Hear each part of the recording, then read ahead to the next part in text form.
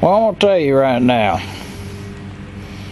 and I don't know if I mentioned it in the previous video or if this video will ever make it to the big time, but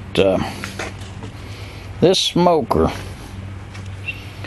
when I got it, was a 275 gallon fuel oil tank. And don't let nobody tell you that you can't get that flavor out of these fuel oil tanks. I built this. All I had to do is I put a couple burns on it. And I mean, I burned her hot. I had her up where my temperature gauge is, I think they go to, what the hell is it? 600, 800 degrees. And I had them buried. Okay? This one goes to 600. And this one goes to 800. Let's see here. See there? Goes to 800 degrees. I had them buried. Now, I burnt this thing out. I burned it out 3-4 times.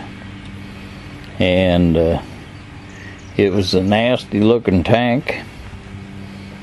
I went and got some stuff from a dairy supply. It's what they put down where the cows walk into their stalls, and it's a steel grating, and the cow can step on it, won't fall into the trough. Well, what goes into the trough is the cow manure, but these were brand new, so there were no cow manure on them, but it wouldn't have mattered. I'd have burned it off anyway. But at any rate, making one of these smokers is not that complicated. It just takes a little bit of time, a steady hand, you know what I mean. And if you look back here on the back, you'll see these are regular old door hinges that hold your door on. And I coated everything. I bolted angle ironed it to everything and doubled it up. I went and got fire rope from the hardware store where they sell wood burners, and I scrounged up all the plates for the cooking surfaces, and I got some steel angle iron in there, and I made my own little thing, and it don't take a lot.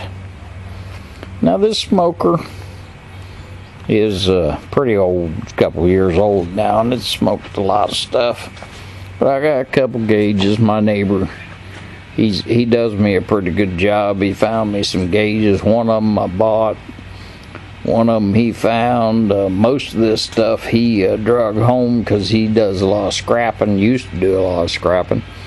I had a 5-foot diesel stack on it. I cut her down to 3-foot, double dampers. But I'm gonna tell you right now, if you want to smoke stuff, you don't have to have something this big. You can get a 55-gallon drum, get you a good sawzall, a Lennox blade, and some hinges, and a little bit of angle iron, and put yourself in business. Now, I'm gonna guarantee you this thing's produced more good food than you can believe. And if you can see up on the top, hang on there, you see them 3 little caps? Them come from Lowe's, and those are the most expensive part of this whole smoker. I'm serious as a heart attack. They were really expensive. So, but now the meat in there is wrapped in foil, so there ain't a whole lot to look at. So I'll be back.